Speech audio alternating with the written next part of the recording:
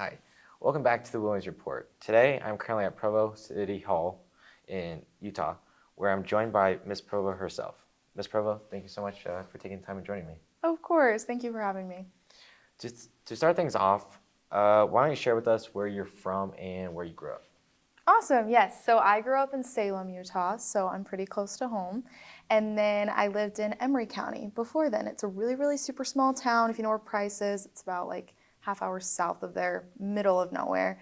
So I grew up super country on my grandpa's farm, and then when I was about 10 or 11, I moved to Salem, and that's where I graduated high school.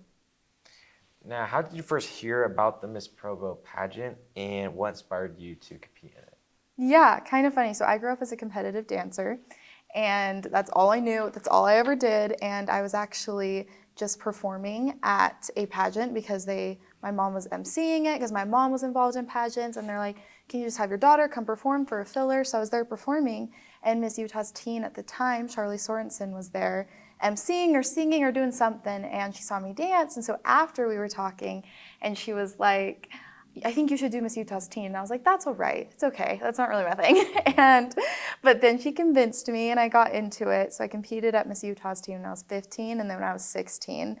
And then through that, I was able to win and do a whole year of service as Miss Utah's teen. And so that experience was so incredible and so amazing. And I took about like a year and a half to 2 years off in between. And now I'm back into it. So I've been involved with the Miss America opportunity since I was about 15, which has been a cool experience. Now, while on your journey of competing in the Miss Provo pageant, what did you find were some of the positives and negatives of that? Ooh, that's a good question. I think some positives are feeling involved in your community. I think that's something that I really wanted, not maybe being from Provo, but living in Provo now and going to school at BYU. Something that really intrigued me was the sense of community and how well Provo City itself treats their winners. And that was something as competing, I was like, wow, if I was ever able to win, what an awesome opportunity to be involved in so many different aspects of my community around me. That was like my main positive. And then when it comes to negatives, I don't think I realized as an adult how hard it is to find time to fit all of these different service events into your schedule, which is interesting because when you're a teenager, that's all I ever knew. And you have your mom and your dad and your siblings to all help you. And then it's been a little bit different navigating as an adult, even getting ready to compete at Miss Provo and then now being Miss Provo to make sure everything is getting equal amounts of time. Looking back to the moment that you won the Miss Provo pageant, what feelings and emotions were you feeling during that moment? Quite crazy, because the whole time I kind of felt like a little bit like a deer in the headlights because I hadn't competed at a pageant in years. And so I was like, what is going on? But it was really cool because you're able to, when you're competing for Miss Provo, you do workshops for like 7 to 8 weeks leading up to the pageant every single week with these girls. And so you build a sense of community with them and you have a friendship with them, which is really special.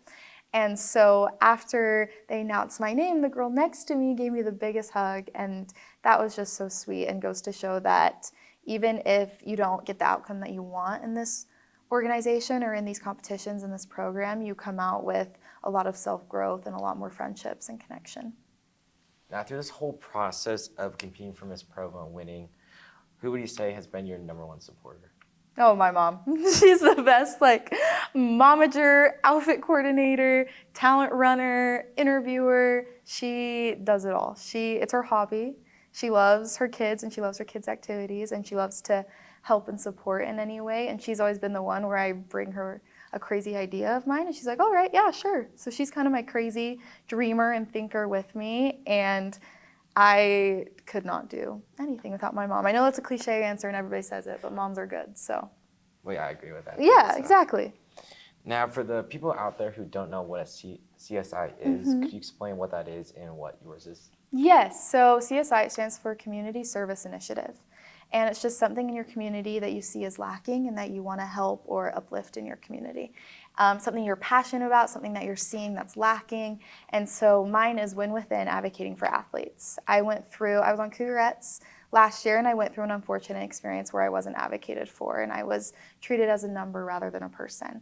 And then when I opened up about my experience, I got all of these messages flooding in of people who have either had sons, daughters, nieces go through similar experiences or themselves go through these experiences as an athlete. And that's when I realized that this was bigger than myself. And so I created a nonprofit to focus on developing somebody as a whole person, not just an athlete. So focus on 4 pillars: mindset, fuel, recovery, and identity. And these are 4 things that encompass the person as a whole, and trying to get individuals such as the little kids to realize how they can better equip themselves to become a whole person rather than I'm a baseball player. It's like, no, you are, example, my little brother. He's not just a baseball player. He's him, and he's also all these amazing qualities about himself. I tell people all the time, I'm like, yeah, I could be labeled as a dancer, and I was for a really long time in my life. And then when that was taken away from me, I had the biggest identity crisis. And then now looking back, I realized I'm a friend, I'm a daughter, I'm a biology nerd, a food lover, and I love history and politics and all. There's so many other aspects of me other than me just being a dancer. And through this, I've wanting to share athlete stories that are just like mine and get individuals to realize that even if you aren't an athlete, when you've gone through hard things, that there is purpose in your pain and that we can turn those really hardships into something really beautiful. It's really cool. Now, so far, what has been the best part of being Miss Provo and like some of the best moments? Oh, that's not a fair question. The best moments. I've been Miss Provo for about a month and a half now-ish. I've had a lot of really amazing experiences, but one that I think was just really sweet was we went to this community event where we just had these little plastic crowns and we were just handing them out and putting them on little kids, and it sounds so simple and, oh, you're not really doing that much, but if you were to see the eyes of those little kids and those little girls of being like, oh my gosh, and like I was that little girl, and so that's really a sweet and special moment that I think I'll always remember. And then outside of that, I was able to speak to Wasatch cheer team about Win Within and about how to find your identity outside of cheerleading. And we did a workshop and we did this whole worksheet and I talked about it. And then after, all the coaches came to me with tears in their eyes, and it made me realize that my story does have an impact on people, and I hope to keep sharing that throughout my year. As Miss Provo, what are some things you want to accomplish during your reign before it ends? Yes, I want to start a podcast about sharing athletes' stories and sharing people's stories of how they've taken their hardships and have turned them into amazing things. That's a goal of mine. And then I also want to, with each of the 4 pillars, do something every single month that highlights one of these 4 pillars in the community, whether that's fuel cards for before and after practice to conquer that part of the pillar, or bringing in sports medicine doctors to conquer the recovery pillar. But outside of really specific things, my overall goal, my overall legacy that I want to leave is that things in your life happen to you for a reason and for a purpose. And I didn't think I ever knew the purpose of why something so terrible happened to me. And now I realize it's because I have a message and I have a story that I can share with people. And every single person has a message and a story, and that can help someone else. What are some interesting things people might not know about you? Ooh, probably a lot. I'm the biggest nerd. I want to go to med school, but I love anything. I love school. I love learning. I love anything sciencey. I also am a big history buff, so I love anything history. Politics are my favorite. I listen to a political debate when I get ready in the morning. It's a weird way to start my day. I don't know. I enjoy it.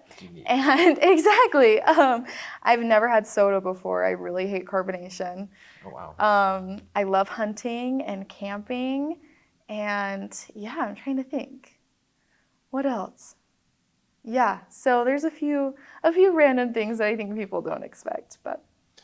Now, my last question for you is, what's a message you would like to send to young girls out there who are interested in becoming Miss Provo? Yeah, oh, that's a good question too. I think I would say do it for the right reasons and do it because you want to be a part of something greater than yourself. I always say that I've never been happier than when I'm in a role like this or when I'm serving other people. And I've learned that when you pour into other people, that in return fills your cup even more. And when your life becomes about everyone else around you and not about you, that's when life becomes full. And I would say that this organization is so fabulous because it focuses so much on service. And so I'd say to every young girl to find a passion, find something that you want to help in your community and go for it and do it, and make sure that somebody once said to me, if you're nothing without this title or whatever it is, then you shouldn't have it. And I think that reigns true for a lot of different things in life. So I think that if you're a young girl and this is what you want to do, because it's what I wanted to do, it's still what I want to do, I would say make sure that you have a passion and a drive and things about yourself outside of this, because then when you start competing and you start getting into the Miss America opportunity, it just amplifies your experience because you know who you are without the sash and crown. I think what you said is very inspiring. And I think that saying is really good. That does it for an interview. Again, Amazing. Miss Provo, thank you so much for taking the time to answer my question. Yes, thank you so much.